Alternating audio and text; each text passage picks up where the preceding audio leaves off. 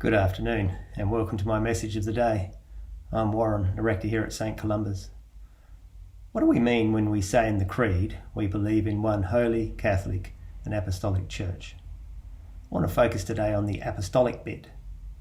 Simply put, it means that we maintain a direct connection to the original event of Jesus and his death and resurrection, and that apostolic generation, the apostles and the other disciples who encountered Jesus in his ministry and encountered him as the risen Lord.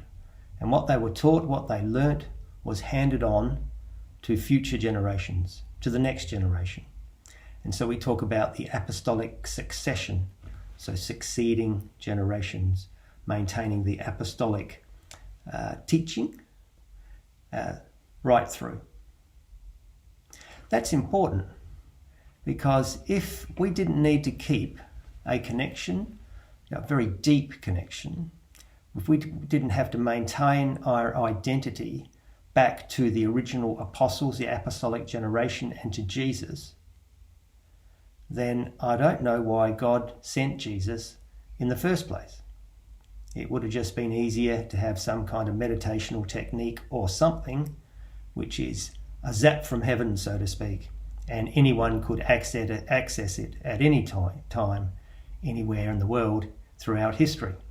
So there would be no connection to an historical event.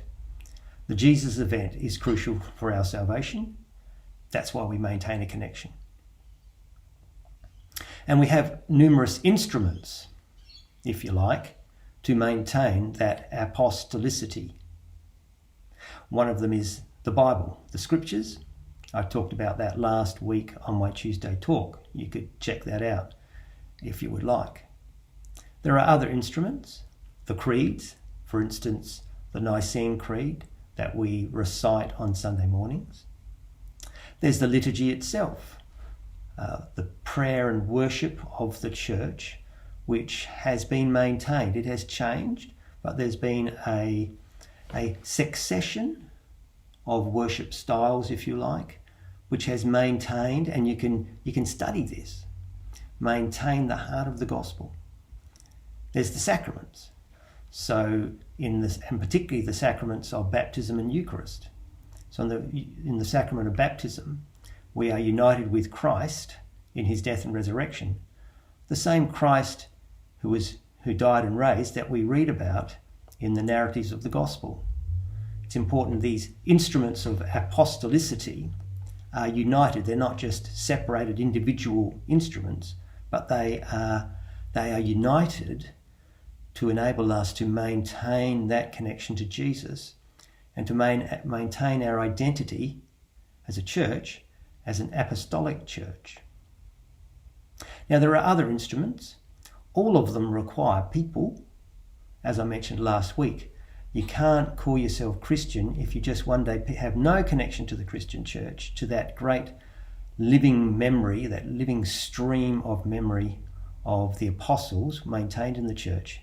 You can't really know what you're talking about if just one day, with no connection to the church, you just wake up one day and think, I might start a church, and get a Bible and start reading and think you know what it means.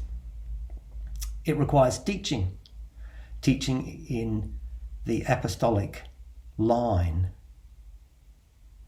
Otherwise, I might be overstating it, not much actually.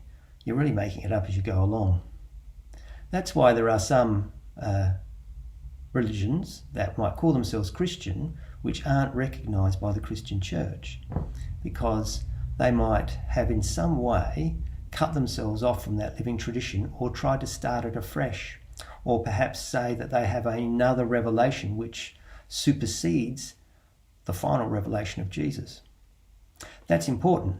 Apostolic succession implies that we have the final revelation in Jesus, that we might have to re-express it and express it differently in different times and different cultures, etc. Yes, but it maintains the original final revelation of Jesus. If a religion says that they have another revelation that supersedes Jesus, then that's clearly not in the apostolic succession.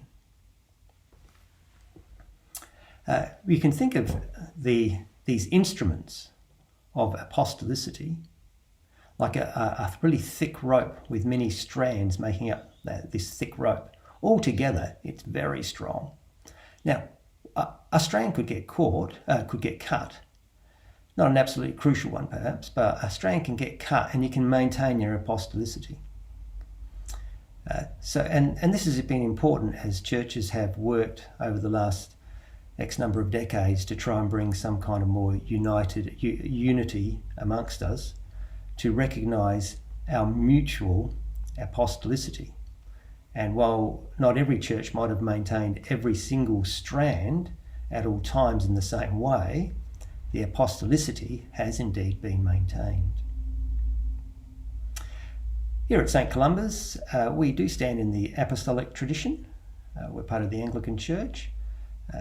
If you want to, you could learn, go and study. You could go to St. Barnabas College and study the great living memory of the church in theology, in worship, and liturgy, in doctrine, in creeds, in prayer, and see how people have maintained that apostolicity in their lives, how they have lived their life in union with Christ through acts of charity, etc., etc.